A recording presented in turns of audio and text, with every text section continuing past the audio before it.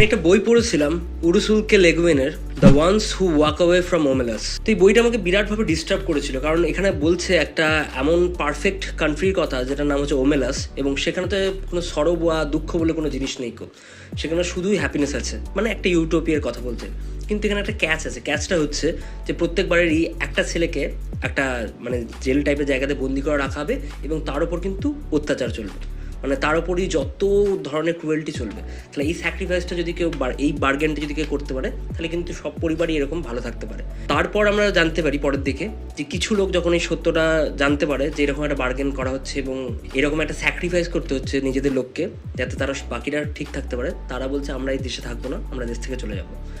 তো ওই ওমেলাসের গল্পটা পড়ার সময় আমি ভেবেছিলাম আমিও হয়তো সেই রকমই কোনো লোক, যে হয়তো ওদের মতোই মানে ওই রকম পজিশনে থাকলে আমি ওই রকম দেশের বার্গেন মানবো না, ওই রকম হ্যাপিনেস আমি নিজের জন্য নেবো না, আমি ওই দেশ থেকে মুখ ফিরিয়ে চলে যাবো। কিন্তু সত্যি কি আমরা রিয়েল লাইফে ওইভাবে ওয়াক অ্যাওয়ে করি? আমরা মিডল ইস্ট শুনলে কি ভাবি? মিডল ইস্ট শুনলে ভাবি যে ওখানে কিছু গরিব কান্ট্রি যেমন আছে, প্রচুর বড়লোক কান্ট্রিও আছে, এবং সেখানেতে ডেজার্টের মাঝে মাঝে বড় বড় প্যালেস আছে, নাইট লাইফ ওখানে দারুণ, ওখানেতে শুধুই মানে এই পেট্রোলের টাকায় ডলার ওড়ে চারিদিকে, এবং শুধুই রাজকীয় ব্যাপার স্যাপার। আপনি দুবাই থেকে যেটা ভাবেন যে দামি দামি কার, প্রচুর টাকা, যেখানেতে দামি দামি হোটেল, যেখানেতে সোনার চামচ দিয়ে সবাই খাবার খাচ্ছে, যেখানেতে দামি দামি মদ ওয়াইনের মানে ফোয়ারা ছুটছে।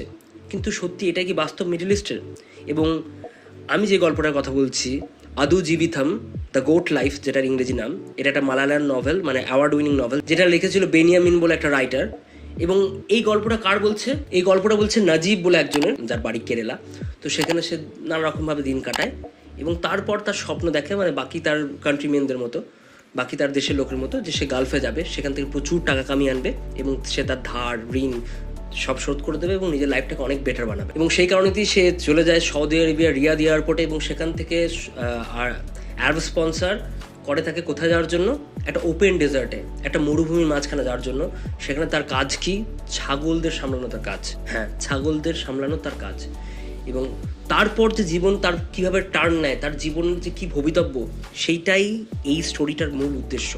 এই স্টোরিটা সেটাই মানে ব্যক্ত করছে। তো সেখানেতে তারপর আমরা জানতে পারি যে নাজিবকে সেখানে ফোর্সফুলি থাকতে বাধ্য করা হয় এবং তাকে সেখানে একটাই ড্রেস দেওয়া হয়। সেখানে চান বলে তো কিছু নেই, ওই একটা ড্রেসই সে সারাক্ষণ পরে থাকে এবং সে সারাক্ষণ তার কাজ হচ্ছে ছাগল এবং ক্যামেলদের সামলানো, এবং তার জীবনটা আস্তে আস্তে পরিণত হয় ছাগলের মতোই।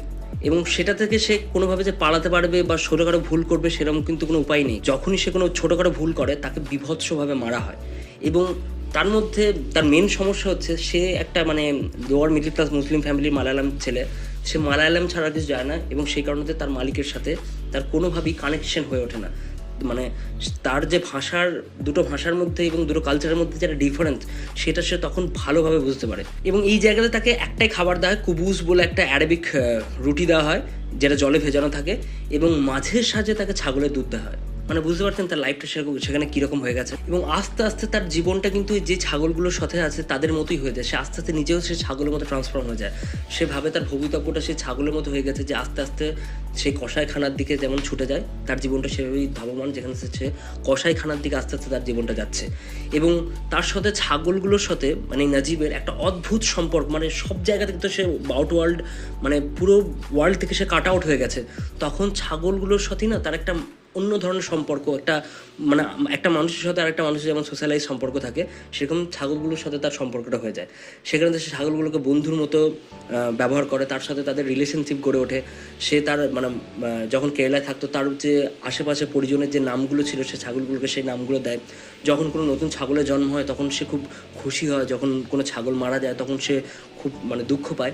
এবং সেইখান থেকে অবভিয়াসলি মানুষ যেভাবে এগিয়ে যায়, শেষ পর্যন্ত সে একটা মানে একটা ফিমেল ছাগলের সাথেই শুতে শুরু করে। এবং এখান থেকে একটা তার মানে সেক্সুয়াল লাইফেরও একটা ডিফারেন্ট থিম বা ডিফারেন্ট পার্টকে দেখানো হয়। আর এখানে এই নভেলটা খুব ভালোভাবে এস্টাবলিশ করেছে যে নাজিব হচ্ছে একটা গড ফিয়ারিং মুসলিম, যে মানে যে তার যা আছে সব আল্লাহ ঠিক করে দেবে। এবং এই ধরনের লোককেই কিন্তু মানে পারফেক্ট ভিকটিম, মানে বাবুরা, মানে যারা অত্যাচার করে, যারা অপ্রেসার, তারা কিন্তু এই ধরনের লোককেই খোঁজে, যারা মেনে নেয় সব কিছু। মানে অনেকটা আপনারা হয়তো দেখেছেন ব্রহ্মযুগম সিনেমাতে থেবানের মতো যে ক্যারেক্টারগুলো, মানে যারা ভাবে তাদের ভবিতব্যই এটা, তাদের মানে ভাগ্যে তার কিছু করার নেই, মানে তাদের জীবনে এটা ঘটার ছিল বলে ঘটছে, তারা ভগবানের ধোয়া দিয়ে সব কিছু ভগবানের উপর ছেড়ে দেয়। এবং লাস্টলি যখন নাজিব এই খারাপ সার্কামস্টেন্সগুলোকে কাটিয়ে মানে এসকেপ করে, পালিয়ে যায়, সেটাও কিন্তু সে নিজের জন্য নয়, সে অ্যাকচুয়ালি সিচুয়েশনে রিয়্যাক্ট করছে। সেটাও তার বন্ধু বান্ধব এবং তার যে মানে বাকি ইমিগ্রেন্টসরা ছিল তারা তাকে হেল্প করে, এবং ভাগ্যক্রমে তারা পালাতে পারে না, কিন্তু নাজিব পালিয়ে যায়। কিন্তু নাজিবের এখানেতে যে নিজে থেকে সে কিছু ডিসিশন নিচ্ছে, নিজে কিছু থেকে সে করার চেষ্টা করছে, সে ফাইট ব্যাক করছে, সেরকম কিছু নয়, সে জাস্ট রিয়্যাক্ট করছে। এবং এইখান থেকে কিন্তু খুব একটা ইম্পর্টেন্ট কোয়েশ্চেন হয়, সেই যে মানে যেই টাইমটা সে ওখানে ছিল, ওই ডেজার্টে ছিল, তার উপর মানে যে অকথ্য অত্যাচার বা যে জিনিসগুলো তার সাথে ঘটছিল, সেখানে কি কোনো লজিক্যাল বিং যে বিদ্রোহ করে তার পক্ষে বেঁচে থাকা বেশি ছিল, মানে মানে বেশি সোজা ছিল না নাজিবের মতো যে কোয়েশ্চেন করে না, যে জাস্ট মানিয়ে নিয়েছে ওই সিচুয়েশনের সাথে, সেই কারণেই নাজিব বেঁচে গেছে। কারণ এটা একটা ফিলোসফিক্যাল সত্যিকারের কোয়েশ্চেন, যে অন্য কেউ যদি থাকতো, যে ওই মোমেন্টে যদি কোনো পেসিমিস্টিক লোক থাকতো যে আমি ঠিক বেঁচে যাব, আমি এর বিরুদ্ধে বিদ্রোহ করব, তাহলে আমার মনে হয় যে সে খুব তাড়াতাড়ি তার মানে হোপগুলো সব নষ্ট হয়ে যেত এবং তারপর সে সুইসাইড অ্যাটেম্প্ট করে ফেলতো। এবার নাজিব যেহেতু সার্কামস্টেন্সটাকে তার নিজের মতো মানিয়ে নিয়েছে, সে ভাবছে এটা আমার ভবিতব্য, আমার কিছু করার নেই, আমার এই কারণেই মনে হয় তার সাথে যে খারাপ জিনিসগুলো ঘটেছে সে অটোমেটিক সেগুলোকে মানিয়ে নিয়েছে, এবং এই কারণেই সে সাস্টেন করতে পেরেছে ওই রকম একটা মানে হরিফিক ইভেন্টকে। এবং এই নভেলটা আরও হরিফিক এই কারণেই হয়ে যায়, কারণ এই নভেলটা লেখাই হচ্ছে ফার্স্ট পার্সন ভিউতে, মানে আপনি যখন পড়বেন আপনার সাথেই সব ঘটনা ঘটছে মনে হবে, কারণ নাজিব বলছে ওর ঘটনাটা, তো আপনার মনে হবে যে আপনিই পড়ছেন, নাজিব পড়ছে না, মানে প্রত্যেকটা ইভেন্ট আপনার সাথে ঘটছে, এবং অটোমেটিকলি আপনি এই সিচুয়েশনে অদ্ভুতভাবে ট্র্যাপ হয়ে গেছেন এবং আপনার বাঁচার কোনো উপায় নেই। এবং বানিয়ামিন এখানে একটা দারুণ জিনিস করে, এখানে সে ওমেলাসের সেই লোকগুলোর মতো মানে তার স্টান্স নেয় না যারা সেই মানে বিদ্রোহ করে ওমেলাস থেকে চলে যায়। এখানে বানিয়ামিন চেষ্টা করে সেই সব মানে চাইল্ডদের জন্য, সেই সব বাচ্চাদের জন্য যাদের ওপর সে অকথ্য অত্যাচার হয়, তাদের ওপর লাইট শেড করার চেষ্টা করে যে তাদের কি হবে, তাদেরকে কি বাঁচানো আমাদের কোনো দায়িত্ব নয় কো। এইবার আসছি আমি মেন সিনেমাতে দ্য গোট লাইফ সিনেমাটা, পৃথ্বীরাজ সুকুমারন সে হচ্ছে এখানে নাজিবের ক্যারেক্টারটা প্লে করেছে, এখানে মিউজিক দিয়েছে আর রহমান, এটা ডিরেক্ট করেছে ব্লেসি দ্য গোট লাইফ। সে প্রচুর মানে 12 বছর সময় নিয়েছে প্রত্যেক মানে পুরো সিনেমাটাকে ঠিকঠাক বিল্ড করার জন্য, এবং পৃথ্বীরাজ সুকুমারন মানে নাজিবের ভূমিকায় বিভৎস ভালো, মানে পারফেক্ট অভিনয় করেছে। আমার মনে হয় পৃথ্বীরাজ সুকুমারের থেকে বেটার কেউ এর ভূমিকা অভিনয় করতে পারতো না। তার মধ্যে যে চেঞ্জেসগুলো দেখানো হয়েছে, যে প্রথমে আপনি মানে বুঝতে পারবেন যে কেরালায় থাকার সময় তার যে শারীরিক আকৃতি, তার যে মানে চারিত্রিক বৈশিষ্ট্য, তারপর থেকে যখন সে এই মানে গালফের যে ডেজার্টে যখন সে হারিয়ে যাবে, তখন যেভাবে তার ওয়েট কমে যাবে, তার নখগুলো যেভাবে চেঞ্জেস হয়ে যাবে, তার বিয়ার্ডগুলো বা তার দাড়িগুলো যেভাবে চেঞ্জেস হয়ে যাবে, তার দাঁতগুলো যেভাবে কালো কালো হয়ে যাবে, আপনি তখন লিটারেলি ক্যারেক্টারটার জন্য ফিল করবেন যে এর অবস্থাটা এতটা খারাপ। এবং এই সিনেমাটা কিন্তু আপনার প্রতি একবারই মার্সিফুল হয় না, এই সিনেমাটা আমাদের ইমোশনের সাথে ডাইরেক্টলি মানে আমাদের ইমোশনের উপর আঘাত করে। তো এখানে এত সুন্দর আপনি বুঝতে পারবেন যে শুধু যে পৃথ্বীরাজ সুকুমারনের জন্য এটা দারুণ লাগছে তা নয়, এখানে তো একটা বলতে হবে যে আমাদের ব্লেসি কিন্তু মানে ডিরেক্টর যে, সে কিন্তু র ইমোশন নিয়ে খেলতে খুব ভালোবাসে, মানে সেই ইমোশনাল ডেপথের লাস্ট অব্দি যাওয়ার চেষ্টা করে। এবং সুনীল কেএসের সিনেমাটোগ্রাফির কথা তো বলতেই হবে, তার ওয়াইড শটগুলো এত সুন্দর কাজ দিচ্ছে, এবং যখন ইন্টারচেঞ্জে দেখানো হচ্ছে যে কখনো কেরালার ব্যাকওয়াটারে নাজিব সাঁতরাচ্ছে, তার কন্ট্রাস্টেতে সেই মানে ডেজার্ট স্টর্মের ভেতর নাজিব যখন আছে, মানে তার শারীরিক আকৃতি শুধু চেঞ্জ হচ্ছে না, সে জলের মধ্যে ঘুরে বেড়াচ্ছে, যেখানেতে সবুজ জায়গা, তার মধ্যে কালো জল, তার মধ্যে নাজিব একটা মানে হেলদি একটা পুরুষ, সে ওখানেতে সাঁতরাচ্ছে, তার মন প্রফুল্ল। সেই জায়গা থেকে যখন সে ছাগলে ট্রান্সফর্ম, মানে লিটারালি ছাগলে ট্রান্সফর্ম হয়ে গেছে, তার মানে তার আর হোপ বলে কোনো জিনিস নেই, তার আর মানে বেঁচে থাকার মানে শেষ আশাটুকু আস্তে আস্তে নষ্ট হয়ে যাচ্ছে। এবং সেখানে চারিদিকে তাকাচ্ছে শুধু হলুদ, মানে ডিপ হলুদ মরুভূমি, যেখানে শুধুই মরুভূমির ঝড় এবং উত্তপ্ত রোদ ছাড়া আর কিচ্ছু নেই। এই কন্ট্রাস্টটা এত সুন্দর সিনেমাটোগ্রাফিতে বোঝানো হয়েছে যে আপনি লিটারালি কি বুঝতে পারবেন যে মানে দিস ইজ এপিটমি অফ মানে ভিজুয়াল স্টোরি টেলিং। সিনেমাটা কিছু জায়গায় মোনোটোনাস হয়, কিছু কিছু জায়গাতে যখন বিশেষ করে সেকেন্ড হাফে যখন তারা পালানোর চেষ্টা করে ওই পোর্শনগুলো, কিন্তু স্টিল আমার এই সিনেমাটাকে মনে হচ্ছে ব্রুটাল, র, এবং অ্যাকচুয়ালি নভেলটা যতটা ব্রুটাল ছিল এই সিনেমাটা কিন্তু সেটাই রিপ্রেজেন্ট করছে। এবং নাজিবের যে স্টোরিটা, এবং আমাদের প্রচুর ইন্ডিয়ান যারা স্বপ্ন দেখে যে তারা গার্লফ্রেন্ডকে নিজেদের ফরচুন চেঞ্জ করবে, তাদের ভবিতব্য যে কী হতে পারে, এই সিনেমাটা কিন্তু সেভাবে মানে খুব ভালোভাবে ডেপিক্ট করেছে। এবং একটা রিয়েল স্টোরি, এটা কোনো মানে বানানো স্টোরি নয়, এটা রিয়েল স্টোরির ওপরেই কিন্তু মানে নভেলটাও লেখা ছিল এবং আমাদের সিনেমাটা বানানো হয়েছে।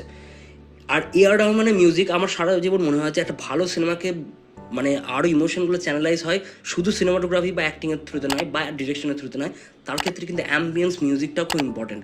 আমি পাস্ট লাইফসের ক্ষেত্রেও বলেছি, বা আপনি ওপেনহাইমারের ক্ষেত্রেও দেখবেন খুবই ইম্পর্টেন্ট ছিল সেটা। এইখানেও কিন্তু এই দ্য গোট লাইফে এত সুন্দর মিউজিকটা সারাক্ষণ এরা মানে ধরে রেখেছে পুরো অ্যাম্বিয়েন্সটাকে। সেখানে মালায়ালি বা ইন্ডিয়ান মিউজিক বলুন, সেখানেতে অ্যারাবিক মিউজিক বলুন, বা সেখানেতে নানা রকম ইনস্ট্রুমেন্ট ইউজ বলুন, মানে সারাক্ষণ আপনি এই যে চেঞ্জেস, এই কেরালা থেকে এই মিডিল ইস্টের যে চেঞ্জেসগুলো হচ্ছে, বা তার ক্যারেক্টারগুলো আস্তে আস্তে মানে তার ক্যারেক্টারটা আস্তে আস্তে যখন নিজেকে হারিয়ে ফেলছে এবং নিজে সে অ্যানিমেলে ট্রান্সফর্ম হচ্ছে, সেগুলো কিন্তু খুব ভালোভাবে ফুটিয়ে তুলেছে। তো আমি বলবো এই সিনেমাটা প্রত্যেকজনের দেখা উচিত এবং ডেডিকেশন দেখা উচিত, যে একটা অ্যাক্টর কতটা ডেডিকেটেড হয়, একটা ডিরেক্টর কতটা ডেডিকেটেড হয়, এবং সত্যিকারের কাহিনী মানে বাস্তবের থেকেও মানে মানে মানে সত্যিকারের বাস্তব কাহিনী কিন্তু মানে ফিকশনের থেকেও বেশি আপনাকে ভয় দেখাতে পারে। আমরা ভাবি যে ফিকশন হচ্ছে সব থেকে বিজার জিনিস, মাঝে মাঝে আমাদের বাস্তব কিন্তু ফিকশনের থেকে বেশি বিজার হতে পারে। তো আপনাদের সিনেমাটা যারা দেখেছেন তাদের কেমন লেগেছে, এবং আপনি যদি নভেলটা না পড়ে থাকেন তো আমি বলবো যে প্লিজ আপনি নভেলটা পড়ে দেখতে পারেন। অবভিয়াসলি ইংলিশ ট্রান্সলেটেড নভেলটা পড়ে দেখতে পারেন, ওটা পড়লে আপনি অ্যাকচুয়াল গ্লিমসটা আরও পাবেন। কিন্তু যদি সিনেমাটা দেখেন তবুও আপনি সেম ফিল পাবেন। তো ভিডিওটা যদি ভালো লাগে আমাদের, তাহলে প্লিজ লাইক, শেয়ার এবং সাবস্ক্রাইব করে দিন। আর নিজের কোনো কমেন্ট থাকলে সেটা কমেন্ট করে জানাতে পারেন। Thank you.